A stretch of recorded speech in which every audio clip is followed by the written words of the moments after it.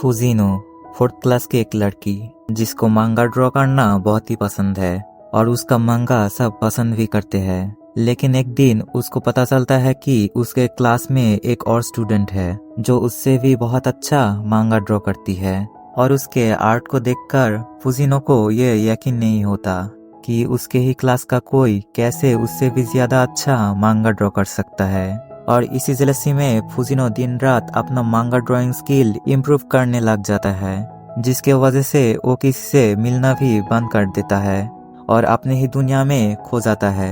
तो वो क्या इम्प्रूव कर पाएगी? हाँ, बात कर रहा था तात्सुकी फुजिमोटो की एक वन शॉट मांगा का। Tatsuki Fujimoto the author of Chainsaw Man, जिन्होंने हमें बहुत सारे मास्टरपीस वन शॉट मांगा दिया है, like goodbye Eri, just listen to the song और लुक बैक, जिसका रिसेंटली एनिमे एडेप्टेशन भी निकला है। और आज मैं इस लुक बैक एनिमे को एक्सप्लेन करूंगा। और ये एनिमे मूवी इतना ज्यादा इंस्पायरिंग है कि क्या ही बोलूं। तो एक बार इस एनिमे को जरूर देखिएगा। तो फुजिनो की क्लास में हर हफ्ते न्यूज़पेपर पब्लिश होता था, जिसमें स्टूडेंट के द्वारा सबमिट की गई आर्ट और दूसरी चीजें पब्लिश किया जाता है। और उस न्यूज़पेपर में हर हफ्ते पूरे 4th ग्रेड तक सिर्फ फुजिनो की ड्रॉ किया हुआ मांगा ही ज्यादातर पब्लिश होता था। और सब उसके इस टैलेंट और मांगा का तारीफ भी करते थे और वो सोचता था कि उसकी एज की किसी भी बच्चों से वो तो अच्छा ही मांगा ड्रॉ कर लेती है। फुजिनो के क्लास में कियोमोतो नाम का एक लड़की थी जो स्कूल में नहीं आती थी, जिसके वजह से उसको उसके घर में कोई न्यूज़पेपर दे आता था जो स्कूल के एकदम पास में ही था। तो एक दिन एक टीचर फुजिनो को इस हफ्ते का न्यूज़पेपर कियोमोतो के घर में दे आने को कहता है। तो फुजिनो तो नहीं जानती थी कि कियोमोतो कौन है। तो टीचर उसको बताता है कि कियोमोतो को भी उसके जैसा मांगा ड्रॉ करना पसंद है, जो सुनकर फुजिनो घमंड के साथ कहती है वो तो स्कूल ही नहीं आती है, वो भला क्या ही मांगा ड्रॉ कर लेगी। लेकिन इसके बाद वो जब देखती है कि न्यूज़पेपर में आज उसके मांगा के साथ कियोमोतो का मांगा भी पब्लिश किया गया है और कियोमोतो का मांगा इतना डिटेल था कि इसको देखकर वो एकदम शॉक्ड हो जाती है। उसको यकीन ही नहीं हो रहा था कि कैसे उसके क्लास का कोई उससे भी ज्यादा अच्छा ड्रॉ कर सकती है। और आज उसके क्लास का सब सिर्फ कियोमोतो की मांगा का ही तारीफ कर रहा था और बोल रहा था कि फुजिनो का आर्ट तो कियोमोतो की आर्ट के सामने कुछ भी नहीं है। जो सुनकर फुजिनो एकदम टूट और जेलस हो जाती है। तो अब तक आप लोग समझ ही गए होंगे कि फुजिनो कितना ज्यादा इगोइस्टिक और एरोगेंट है, जो अपने ऊपर किसी को भी देख नहीं सकता। तो उसी दिन वो घर जाके ऑनलाइन में सर्च करती है कि how to be good at art. और उसी दिन से पूरे 2 साल तक वो सब कुछ छोड़कर सिर्फ अपने आर्ट में फोकस करने लग जाती है, क्योंकि उसको कैसे भी करके कियोमोतो की आर्ट को बीट करना था। वो ना किसी से खेलती थी ना घूमती थी, स्कूल में घर में सब जगह वो सिर्फ अपना ड्राइंग स्किल को इम्प्रूव करने के लिए प्रैक्टिस करती रहती थी, जिसके वजह से उसका रिजल्ट भी ड्रॉप हो रहा था और उसका माँ बाप भी उसके लिए परेशान हो रहा था। तो फाइनली 2 साल बीत जाता है। उसने अपना आर्ट को बहुत इम्प्रूव कर लिया था। तो इस हफ्ते जब न्यूज़पेपर आता है तो उस न्यूज़पेपर को देखकर वो फिर से शॉक्ड हो जाती है, क्योंकि उसने नहीं सोचा था कि कियोमोतो भी इम्प्रूव कर लेगी।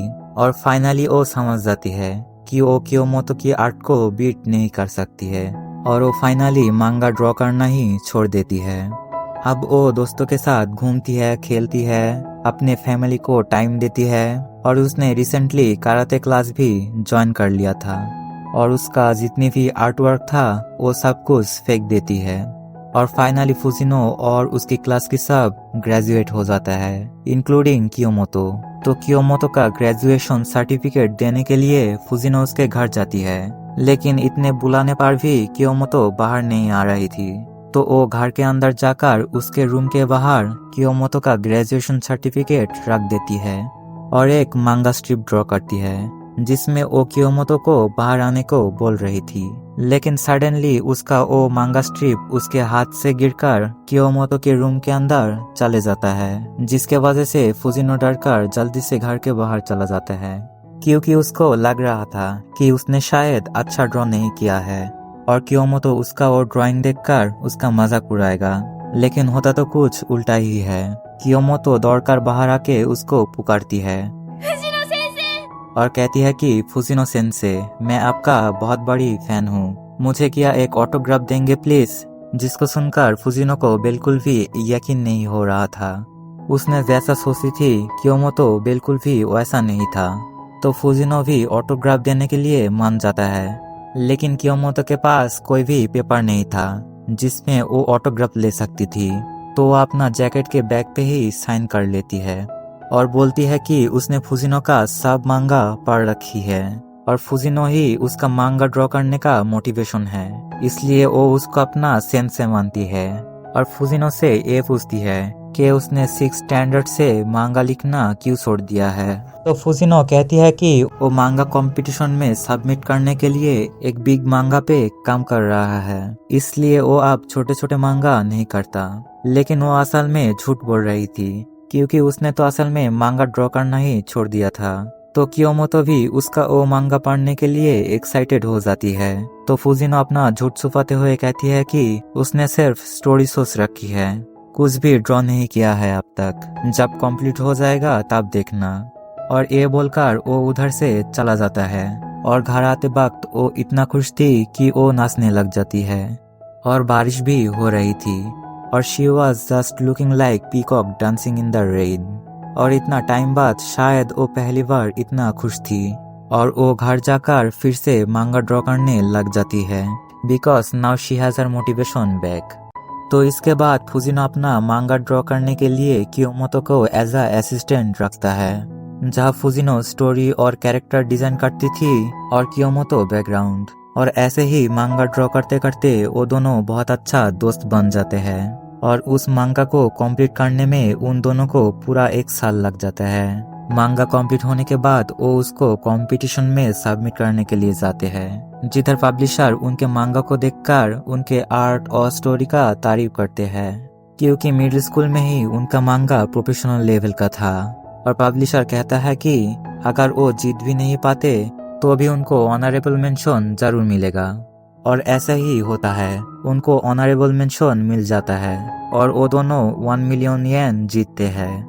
वो दोनों मिलकर उस पैसों से घूमने फिरने लगते हैं। और हमारा कियोमोतो, जो कि पहले ठीक से बात भी नहीं कर पाता था, सिर्फ अपने रूम में ही रहती थी, अब वो धीरे धीरे सबसे घुल मिल सकती है।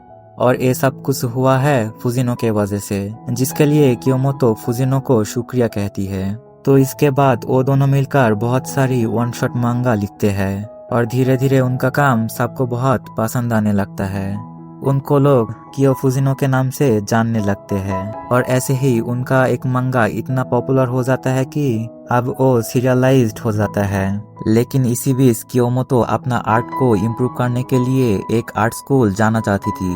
तो कियोमोतो अब फुजिनो को हेल्प नहीं कर पाएगा, जिसको सुनकर फुजिनो घमंड के साथ कहती है कि कोई नहीं, जाओ, तुम तो सिर्फ बैकग्राउंड ही ड्रॉ करते थे, मैं कोई असिस्टेंट रख लूंगी। लेकिन असल में वो कियोमोतो को जाने नहीं देना चाहता था, क्योंकि उसको भी पता है कि कियोमोतो की आर्ट के बिना फुजिनो का स्टोरी अधूरा है। तो फुजिनो कियोमोतो की इंट्रोवर्ट होने का फायदा उठा के कहती है कि क्या वो लोगों से अकेला बात कर पाएगा, उनसे मिल पाएगा, और बोलती है कि इससे अच्छा तो तुम मेरे साथ रहो, हम लोग ऑलरेडी सक्सेस के बहुत करीब है। लेकिन कियोमोतो कहता है कि वो अपने आप को पुश करेगा, क्योंकि वो अपना खुद का एक पहचान बनाना चाहती है, वो खुद से कुछ करना चाहती है और वो अपना आर्ट को रिफाइन करने के लिए आर्ट स्कूल जाना चाहती है। तो फुजिनो और कुछ नहीं कह पाता और कियोमोतो को जाने देती है और अकेले ही मांगा पे काम करती रहती है। उसका मांगा अब धीरे धीरे और भी फेमस हो गया था। अप्स एंड डाउन्स तो थे, लेकिन फाइनली उसका वो सीरियलाइज्ड मांगा को अब एनिमे एडेप्टेशन भी मिल जाता है। लेकिन इसी बीच 10 जनवरी 2016 को एक हादसा हो जाता है। कियोमोतो जिस आर्ट स्कूल में था, उधर कोई साइकोपैथ हथियार ले जाकर 11 लोगों को मार देता है, जिनमें हमारी कियोमोतो भी थी। और इस न्यूज को पाकर फुजिनो बिल्कुल टूट जाती है और रोने लगती है। उसको याद आती है कि उसने एक बार कियोमोतो को उसका आर्ट इम्प्रूव करने के लिए बोली थी, तो शायद इसी वजह से कियोमोतो आर्ट स्कूल जाना चाहती थी। और फुजिनो आप कियोमोतो की मौत की वजह उसको खुद को दे रही थी, क्योंकि वो ना कभी कियोमोतो को आर्ट इम्प्रूव करने के लिए बोलता और ना कभी वो आर्ट स्कूल जाती, तो शायद वो आज जिंदा रहती। इसके बाद फुजिनो कियोमोतो का फ्यूनरल अटेंड करती है और उसके याद में कियोमोतो के घर में जाती है और सोचती है कि सब कुछ यही से तो शुरू हुआ था। ना मैं कभी वो मांगा स्ट्रिप ड्रॉ करके कियोमोतो को बाहर आने बोलता, वो ना कभी बाहर आती तो आज शायद ठीक रहती। फिर भी वो अगर कभी बाहर आती और आर्ट स्कूल जाती जिधर उसको साइकोपैथ किलर मारने आता, तो मैं उसको पीछे से आकर सेव कर लेती। और वो जब जान पाती कि मैं फुजिनो सेन से हूँ तो वो बोलती कि वो मेरा फैन है और मैं उसको अपना असिस्टेंट होने को ऑफर करती। वो जब फिर से राजी हो जाती तो हम फिर से एक साथ मांगा ड्रॉ करते। लेकिन ये सब कुछ फुजिनो का एक इमेजिनेशन था। जो हो गया सो हो गया। फुजिनो अब कुछ भी चेंज नहीं कर सकती। फुजिनो कियोमोतो की रूम में उस जैकेट को भी देख पाता है जिसमें एक दिन कियोमोतो ने उससे ऑटोग्राफ लिया था और उसी दिन से तो वो फिर से मोटिवेट हो गई थी और आज भी वो उसी बात को लुक बैक करते हुए फिर से मोटिवेटेड हो जाती है। वो कियोमोतो की याद में फिर से अपने काम में वापस आ जाती है और ऐसे ही काम करती रहती है और यहीं पर ये लुक बैक एनिमे एंड हो जाता है। पता नहीं मैंने कैसा एक्सप्लेन किया, ये मेरा पहला हिंदी वीडियो था, तो थोड़ी भी अच्छा लगा है तो प्लीज सपोर्ट करना और मुझे फ्यूचर में इम्प्रूव करने का एक चांस देना। तो लुक बैक से हम बहुत कुछ सीख सकते हैं, जैसे कि हमको कभी भी फुजिनो की तरह इगोइस्टिक नहीं होना है। जेलसी तब तक ही ठीक है जब तक वो खुद के इम्प्रूवमेंट के लिए है। हमें कभी भी अपने काम में डिमोटिवेटेड नहीं होना है, चाहे लोग जो कुछ भी कहे। सुन लो, खुद को इम्प्रूव कर लो, लेकिन अपना स्टाइल बरकरार रखो।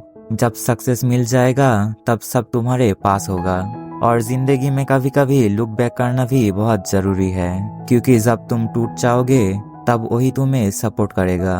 और लाइफ में एक अच्छा दोस्त भी रहना चाहिए जो हर वक्त तुम्हारे साथ देगा। तो यही था आज की वीडियो। Thanks for watching.